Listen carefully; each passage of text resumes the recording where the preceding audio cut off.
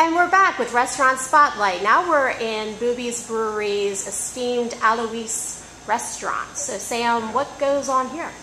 Well, here, this is the old hotel bar that you're looking at. An old Victorian-era hotel certainly would have had a bar room as well as dining rooms and lodging rooms.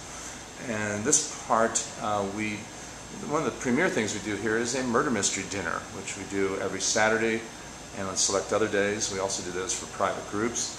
But we are here with a kind of a neat experience where you gather in this little bar room that we're in right now for an opening reception, and then people go to the different dining rooms to get a dinner is served. And then I don't want to tell you too much because it's a mystery, but it's a very fun evening, also with theatrical actors helping to create a theme.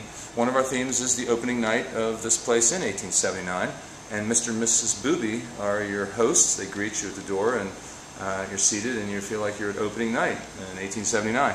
And we do a variety of others. We do one that's a roaring 20s gangster style one.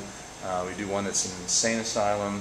We do a Civil War era murder mystery dinner, which is sort of fun because those that are Civil War buffs, or you don't really even need to be a Civil War buff to enjoy that. And again, we do one at Halloween and one at Christmas. So this is a fun place to be. We also use this for private groups. If people want to just rent our little place to have a birthday party, they can do that here on other nights. And it has neat dining rooms. The ballroom upstairs is also for groups. And we even have lodging here that we use for often for groups that want to stay here after having a fun evening at Bube's. They don't have to go home. They can stay here. Oh, that's nice and convenient. Now, this table here, you were telling me there's something special about it. Oh, yeah. Just for an example, we have a lot of wonderful historic things here, but that's an old poker playing table and the chairs that go with it.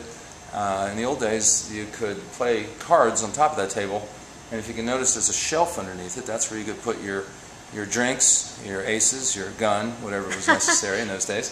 Think of the Wild West. It's the same era. You know, that's when this place was. And we have a little colorful past here, like most old saloons do.